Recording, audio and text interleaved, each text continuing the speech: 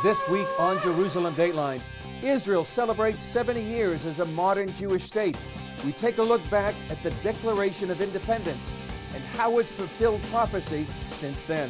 Plus, conditions worsen for falsely accused American pastor Andrew Brunson. All this and more this week on Jerusalem Dateline.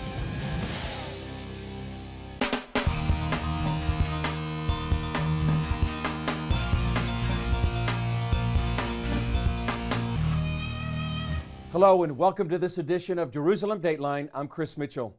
Israel opened its 70th anniversary festivities with song, dance, and fireworks. Israel declared its independence on May 14, 1948. But here in the Jewish state, they marked their holidays according to the Jewish calendar. And even though there was a lot of celebration going on, they also commemorated the day under the shadow of an Iranian threat. Israel's national celebration wove a theme of technological progress and survival through 7 decades of its modern history. They told the story of the Jewish people from Moses to the early pioneers, through the Holocaust, to the planting of the land and the growth of technology. They said the rebirth of their nation was where prophecy became their reality and the answer to their prayers. We prayed to God to return to Jerusalem, his city. And now, in 1948, 70 years ago, Jerusalem, his city, became available to us. The Jewish prayers always talked about returning to Zion, returning to Jerusalem. And here we are 70 years in spite of all the things that have happened and the threats from Iran they talk about.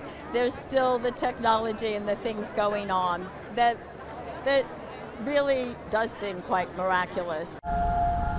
Earlier, a siren wailed throughout the country as Israelis stood silent and remembered their fallen through their many wars and terror attacks. The commemoration and celebrations took place despite threats from Iran. An Iranian spokesman blamed Israel for an attack on an Iranian base inside Syria and warned Iran would retaliate. Israeli Prime Minister Benjamin Netanyahu said Israel would face the Iranian threat. Today also, we are not deterred from the struggle against those who strive to annihilate us, because we know how to defend ourselves with our own forces, which is the essence of independence. Netanyahu also thanked President Trump and America. We all appreciate the strong alliance with the United States. We all welcome President Donald Trump's historic decision to recognize Jerusalem as our capital and to transfer the embassy of the strongest power in the world to it. Thank you, Mr. President. Thank you, America. The celebration ended with a rendition of the song Hallelujah for the things that were and the things to come. We'll have more on Israel's independence later in the show, but first we'll take a look at this news. Congress recently passed the Taylor Force Act, named after a U.S. citizen who was murdered by a Palestinian terrorist here in Israel. The law prevents U.S. aid to the Palestinian Authority if they continue the practice of paying convicted terrorists and their families. It's a policy called Pay to Slay. The new law sends a strong message to the Palestinian Authority, but they may not be heeding the message. When the Taylor Force Act became law, Congress expected the Palestinian Authority to get the message. CBN News spoke by phone with Congressman Doug Lamborn, who introduced the legislation to the House of Representatives. It says a strong signal that we're not going to stand by when they take U.S. taxpayer dollars and turn around and give it to terrorists who have murdered innocent people. Yet PA President Mahmoud Abbas ignored any signs, blatantly refusing to honor the new law, even though it could mean millions in lost aid. في شغله دائما الامريكان بيقولوا لنا عليها انه احنا بنوقفها وهي رواتب الشهداء واسر الشهداء. طبعا نحن نرفض هذا رفضا قاطعا ولا نقبل باي حال من الاحوال انه حد يمس اسر الاسرى والجرحى والشهداء. هدول اولادنا وهدول اهلنا وهدول بنتشرف فيهم بنضل ندفع لهم قبل الاحياء. the Palestinians are taking a hard line and they are defying the U.S., we should stop every single penny that goes to them until they change their policy. Rewarding terrorists and their families has been built into the fabric of Palestinian society as well as its budget for decades. According to the Meir Amit Intelligence Center, this year is no different. For 2018, the Palestinian Authority still allocated about $360 million, or 7% of its budget, for this practice. The PA has budgeted this amount of money for the past 6 years. In the past, the PA disguised the sources of those payments. Now the funds are openly included in the 2018 budget, a move some interpret as clear defiance. Itamar Marcus of the Palestinian Media Watch first reported on payments to terrorists by the PA in 2011.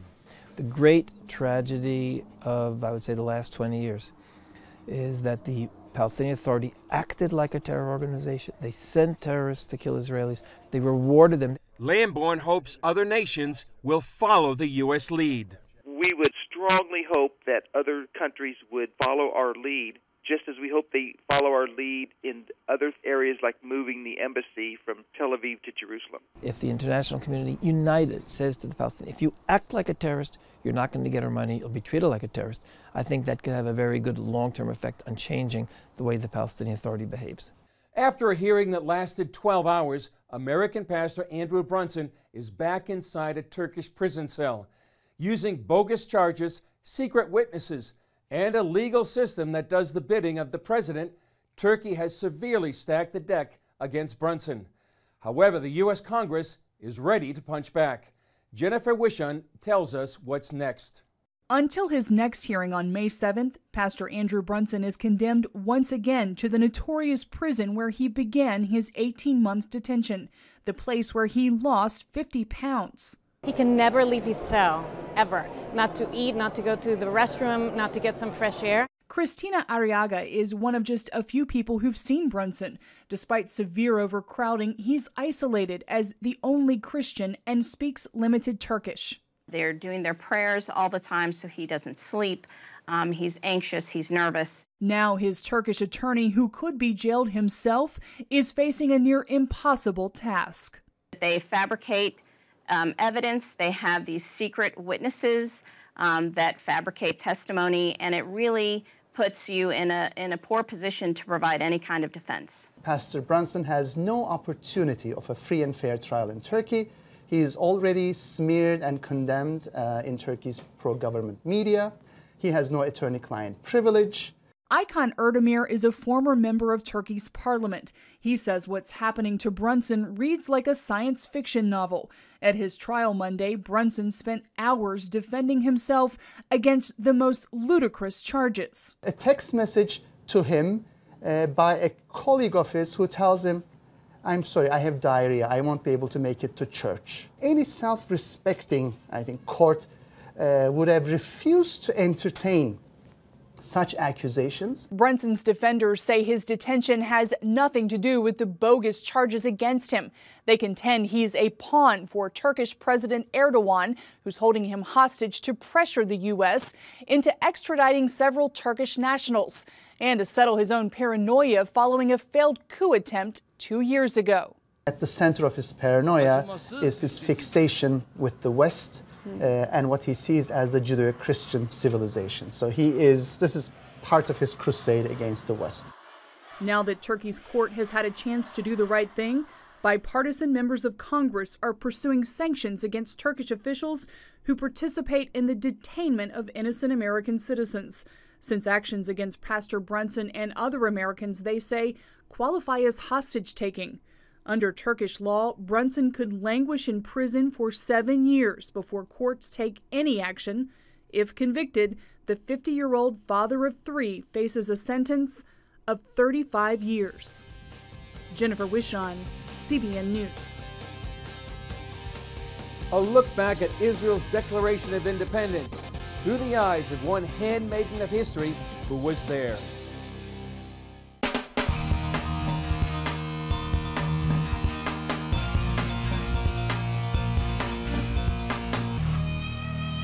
70 years ago, a declaration signed in a Tel Aviv art gallery changed the world forever.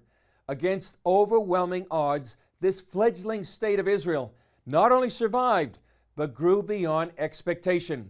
CBN's Scott Ross looks back at that moment and talks with a handmaiden of history who was there. על הקמת מדינה יהודית בארץ ישראל. היא מדינת ישראל. Here in Independence Hall, David Ben-Gurion declared the birth of the modern state of Israel. For the first time in nearly 2,000 years, the Jewish people had a nation.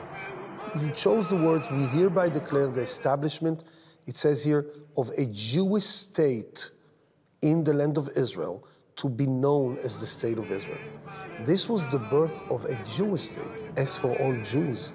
Ben-Gurion was standing here as the voice of 11 million Jews around the world who had no voice, who had no address, and nowhere to go to. I spoke with Isaac Dror, who leads the education effort here. It was promised to us by God. We are the only people in the history of the world that live on the same land, speak in the same language, and believe in the same God more than 3,000 years. We are in a historic setting here. Where are we and what happened? This is the room where the Jewish state of Israel was born 70 years ago. In this tiny room with these same furnitures, a ceremony that lasted 32 minutes and shook the world.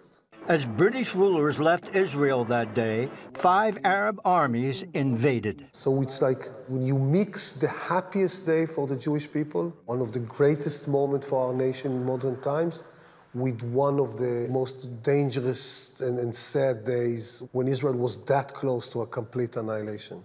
Why this building? Why here? Why Tel Aviv? This building was simply the safest auditorium in the city of Tel Aviv. Who were the people that were here? Most of them people from around Tel Aviv, because they could not invite people from Jerusalem, because Jerusalem was disconnected. Only 350 of them were lucky enough to be squeezed in the room with no air condition. And among the crowd of witnesses was Yael Sharet. Her father was on the stage here, Moshe Sharet. He was the right hand of Ben-Gurion and the kind of the foreign minister of the provisional government of Israel. And when they came to the ceremony, they came with an invitation. And it says here, we are honored to invite you to the ceremony of independence. And then it goes, we ask you to keep it as a secret. Really? You don't want thousands of people to swarm the street when you expect an air raid later that day. And then it says the invitation is personal, like come alone. And here you have Mr. Moshe Sharet, who brought his daughter with him. And not only his daughter, but his sister as well. And Moshe Sharet said they will share the same chair. I met Yael Sharet Medini at her home near Tel Aviv. Here is my aunt, and this is my forehead. Hopefully there's something behind it, as I say. And we share the chair there, next to the wall. She told me how just the day before, her father dictated and Yael wrote a draft of the Declaration of Independence. This is my father's version of the Declaration. The one that he dictated to me, this is my handwriting. This is a photocopy of the original. Yeah. The original is in the archive. And this took you how long? I think that I sat there about 3/4 of an hour to an hour. Yael simply calls herself a handmaiden of history. Well, how old were you? 17 and a half. I wasn't interested in this. I knew that this is what's going to happen from the age of 0, that we are going to have a state and we are rightfully here. During that time, she and her family lived in New York, where her father would scour the United Nations, convincing countries to support the soon-to-be-born state. Do you remember the event itself, when Ben-Gurion stood up and read? It's epic. It's really epic. It's poetry, actually. The only time I was really moved, I must say, was when the Rabbi Levine made the old age Jewish blessing, Shechianu v'kiyimanu v'higianu lazman hazeh. That ancient Jewish prayer, recited on momentous occasions, thanks God who has given us life, sustained us, and allowed us to reach this day. I'm not religious. But this blessing has an echo of generations. Did you sing? Hatikva, yes. And then everybody stood up, and it was the anthem, the national anthem.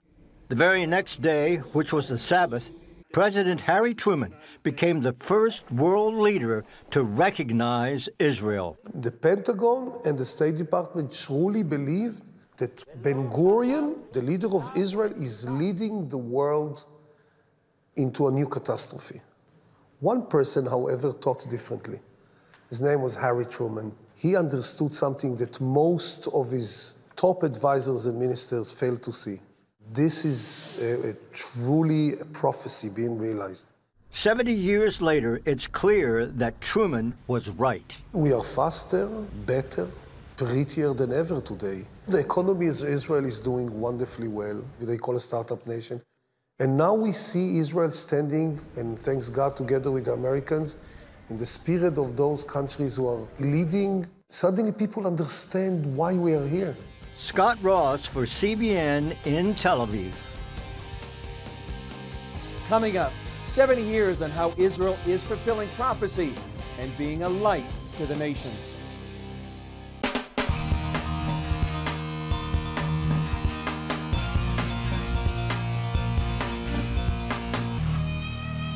Here's a look back at where the infant state of Israel was in 1948, where it is today, and how it's fulfilling ancient prophecies.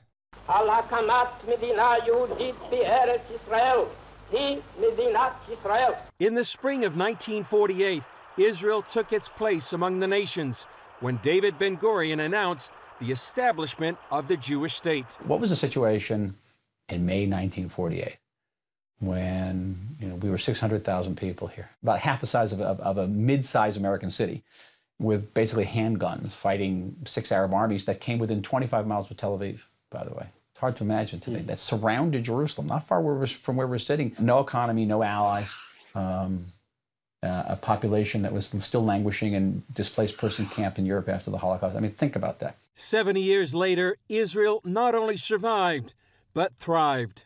Our economy has one of the highest growth rates in the world. We have one of the most powerful armies in the world leader in technology. Israel is regularly listed one of the 7th or 8th most powerful countries in the world. In a historical perspective, I think that Israel's situation is nothing less short of miraculous. Israel's continuing miracle is not only that it's thrived, but now helps nations in need. Because we're a light unto the nations. That's the great fulfillment of that great prophecy. And in fact, that's what Israel is doing. People say, well, what do you do? I mean, what is it that you get out of it? And the answer is, we're not getting out of it anything. We're fulfilling our deepest values. Israel is a light unto the nations. Israel is not just going to the nations, but now the nations are coming to Israel. The company is called Our Crowd. That's brought 10,000 people from 90 countries around the world here to Jerusalem for a high-tech summit, bringing together innovation and investment.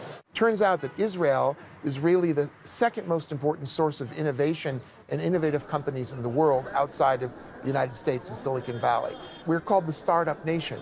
We're looking here across the walls to Jerusalem in our ancient history. We've always been dreamers here in Israel, whether it's back in the time of Abraham or the prophets.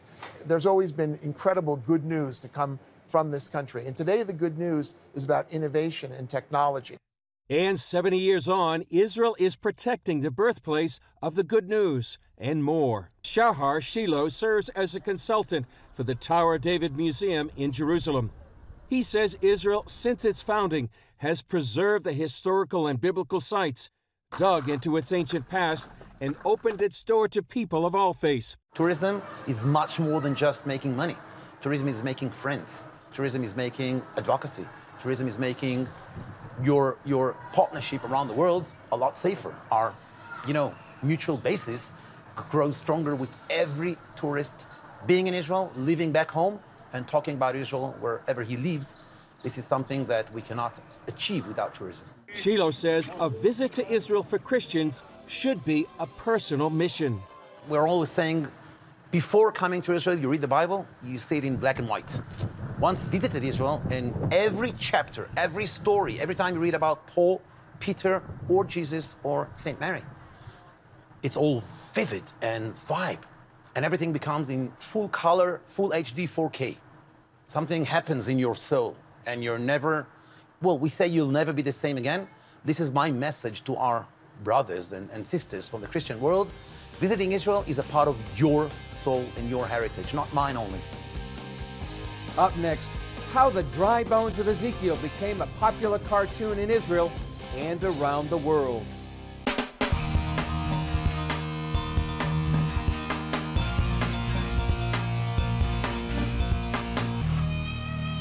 Dry Bones is one of the most well-known cartoons in the world. It's read by millions, and the creative genius behind the cartoon, Yaakov Kirshen, explains how he came up with the unusual name for his work. When I came to Israel and decided I would start doing a cartoon, I thought, well, I needed a name, like Kirshen's Corner, with corner spelt with a K. And I kept thinking, what should it be? And then I realized that one of the things that had brought me to Israel was my reading of the book of Ezekiel. And in the book of Ezekiel, this guy Ezekiel, who lived 2,600 years ago, saw a vision of what to him was the far future. And that was of a time when it looked like the world had destroyed the Jewish people. But at that point, we would come out of our graves, and the image he saw was of a valley filled with dry bones, like the knee bone connected to the shin bone and all like that. And in that imagery, he saw the rebuilding of the Jewish state. He saw the coming together and the ingathering of the Jewish people. He saw the rebuilding of the cities and the planting of the trees. And therefore, if I was going to do a cartoon about what was happening today, all I could do would be to add to what he had seen incredibly 2,600 years ago. And so I decided to call it Dry Bones. From the dry bones in the book of Ezekiel to the Declaration of Independence by David Ben-Gurion, we've seen how Israel as a modern-day miracle and a sign to the nations that God fulfills His promises. Well, that's all for this edition. Thanks for joining us. Remember, you can follow us on Facebook, Twitter, Instagram, and YouTube. I'm Chris Mitchell. We'll see you next time on Jerusalem Dateline.